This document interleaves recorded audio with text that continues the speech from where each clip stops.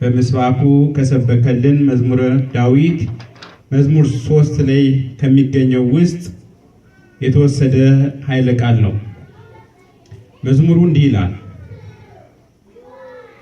መዝሙሩ የተጻፈበት ከልጁ ከአቤሴሎም ፊት በሸሸ ጊዜ የዳዊት መዝሙር ይላል።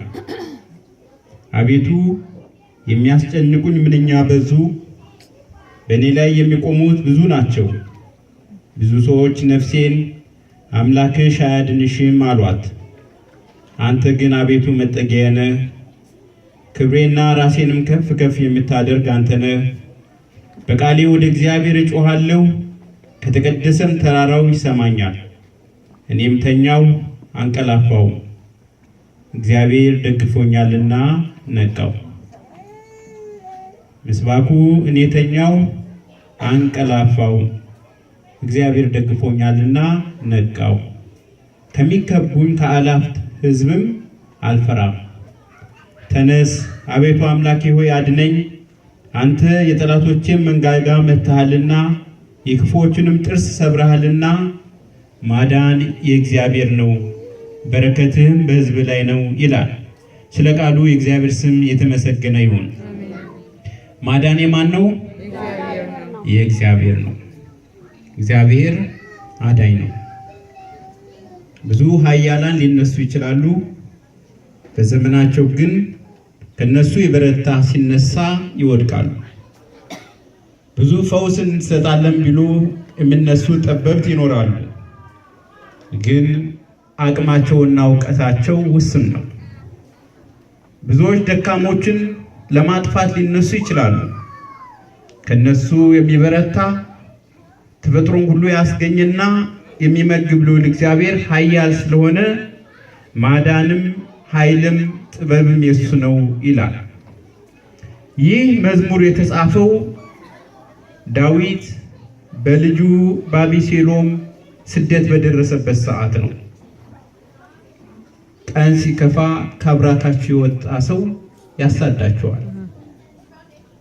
ቀን ሲከፋ ይደግፈኛል አለኝ ይሆነኛል ያላችሁት ያሳደጋችሁት ሰው በራሳችሁ ላይ ይነሳል። ዳዊት የገጠመው ነገር ነው። አቤሴሎም በሱ ዘንድ መወደድ ያለው ልጅ ነበር። ነገር ግን በአንድ ወቅት ከወንድሙ ጋር በትዕማር በተባለችው እህት ምክንያት በመጣላቱ ከንጉሱ ሸሸ። ሸሽቶም ለተወሰኑ ቀን ዘመናት ቆየ። ነገር ግን በውስጡ ክፉ መንፈስ ስላደረ ይነግስ ዘንድ ወደደ ይላል። መንግስትን በልቦናው ስለፈለገ ዳዊትን አባቱን ማሳደድ ጀመረ። አቤሴሎም ለሱ የሚሆኑትን ሰዎች ሰበሰበ። ለዳዊት ታማኝ የተባሉ የሰራዊት ማለቆችንም አማከረ። ወደ አንድ ታላቅ ቦታ ሂዶ ነው ትልቅ ሰልፍን አዘጋጅቶ አቤሴሎም ነገሰ ብላችሁ ጩሁ ብሎ አስጮኸ። በዳዊት ላይም ዘመተ ይላል። ዳዊት ያልጠበቀው ቀን ነው። ይልቁንም ባልጠበቀው ሰው መደረጉ ልቦናውን አሳዘነው። በዚህን ሰዓት ነው መከላከል እንዳቃተው ባየ ሰዓት ባልጠበቀው ሰዓት ሰራዊት አሰልፎ ብዙ ኃይልን ይዞ እንደመጣ በተመለከተ ሰዓት ዳዊት ወደ ደብረ ዘይት ሸሸ ይላል። በዛ በባዶ እግሩ ይሄድ ነበር። እያለቀሰም ይህን ጸሎት ጸለየ ነው የሚለው። አቤቱ የሚያስጨንቁኝ ምንኛ በዙ አለ። በጸሎቱ ላይ የምናየው ወደ 4 ፍሬ ነገሮችን ነው። አንደኛ በደረሰበት በደል፣ በደረሰበት ግፍ ብዙዎች በላዩ ላይ በሚናገሩት ንግግር ያስቀመጠው ወይም ደግሞ ምላሽ የሰጠው በራሱ ጥበብና ዕውቀት ወይም ማስተዋል ከመደገፍ ይልቅ ወደ እግዚአብሔር መጮህ ነው የመለለ። አቤቱ የሚያስጨንቁኝ በዙ አለ። በእኔ ላይ የሚቆሙ ብዙ ናቸው። ብዙ ሰዎች ነፍሴን አምላክሽ አያድንሽም አሏት ይላል። በቃ ዋጋ የለህም፣ ጉልበትም አቅምም የለህም፣ ነፍስን የሚታደጋት ከኛ እጅ የሚያወጣት ኃይል የለህም አሉት። አዎ አምላክሽ አያድንሽም አሏት ይላል። ቀን ሲከፋ እንደዚህ ነው፣ ባንዴ ነው የሚለወጠው። ያ የከበረው ንጉሥ ከዙፋኑ ወርዶ በባዶ እግሩ እያለቀሰ መጓዝ፣ ያ የተወደደው መሪ ከዙፋኑ ለቆ በባዶ እግሩ መንከራተት እጅግ ከባድ ነው። በዚያን ሰዓት ሌሎችም ሁሉ መጥተው ነፍስህን የሚያድናት የለም፣ አምላክስ ወዴት አለ እያሉ ተላገዱብኝ ነው የሚለው። በዛ ይሄንን ወደ እግዚአብሔር አመለከተ ይላል። የአይነት በህይወታችሁ ገጥሟችሁ ያውቃል? ቸግሯችሁ አጣችሁ፣ ጎረቤት ሲሳለቅባችሁ፣ ወይም ምንም እንደሌላችሁ ናችሁ፣ ወይም በህመም ወድቃችሁ ሌሎች በቃ ተስፋ የለውም ብሏችሁ ያውቃሉ? ወይም አሳዳጆቻችሁ ከኛ እጅ አታመልጡም የትም አደርሱም ተብላችሁ ታውቃላችሁ? ያ ህይወት ነው በዳዊት ላይ የተሰነዘረው። አምላክሽ ነፍሴን አምላክሽ የሚያድናት የለም አሉኝ ነው የሚለው። ወዳጅ ሲከፋ እንዲህ ያደርጋል።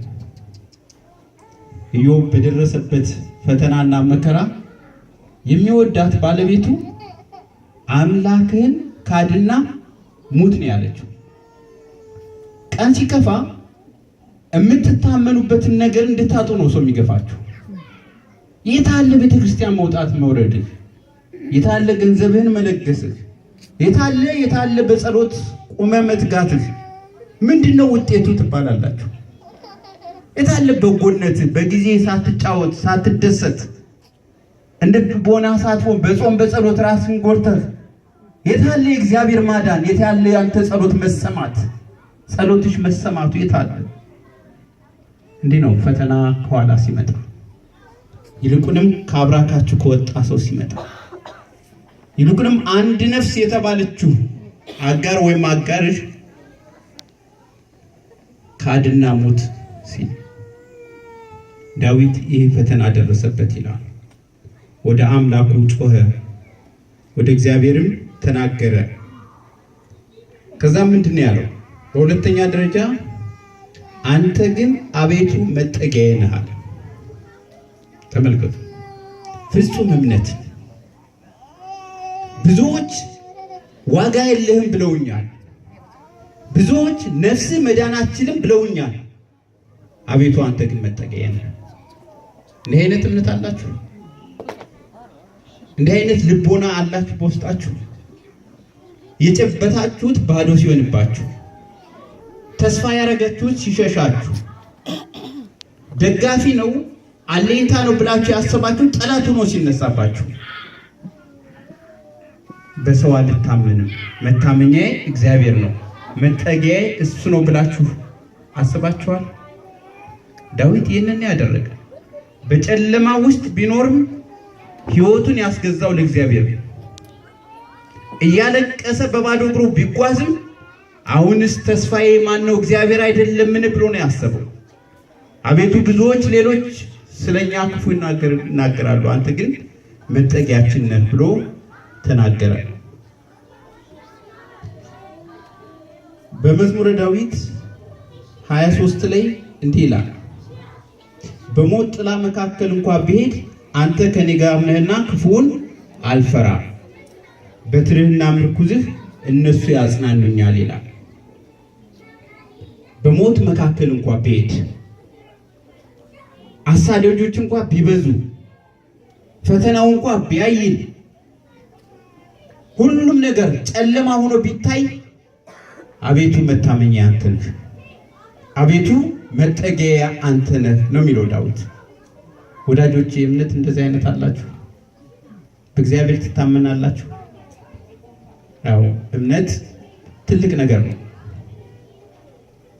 ሰዎች ከችግራቸው የተላቀቁት በእምነታቸው ነው። ሰዎች ከህመማቸው የተፈወሱት በእምነታቸው ነው። ዳዊት በእግዚአብሔር አመነ ነው የሚለው። የሚረዳው አንዳች በሌለ ጊዜ፣ ሰዎች ሁሉ በካዱት ጊዜ እሱን መጠጊያ አደረገ። ከዛም ክብሬን ራሴን ከፍ ከፍ የምታደርግ አንተ ነህ ብሎ ተናገረ። ሰዎች ሲያዋርዷችሁ ሁሉ ነገር እንዳለቀ አስባችሁ አትርክቱ። ሰዎች ያልሆነ ነገር ተናግረው በስድብ ክብራችሁን ሲነኩ ምንም ተስፋ እንደሌለው አድርጋችሁ በልቦናችሁ እንዳታስቡ።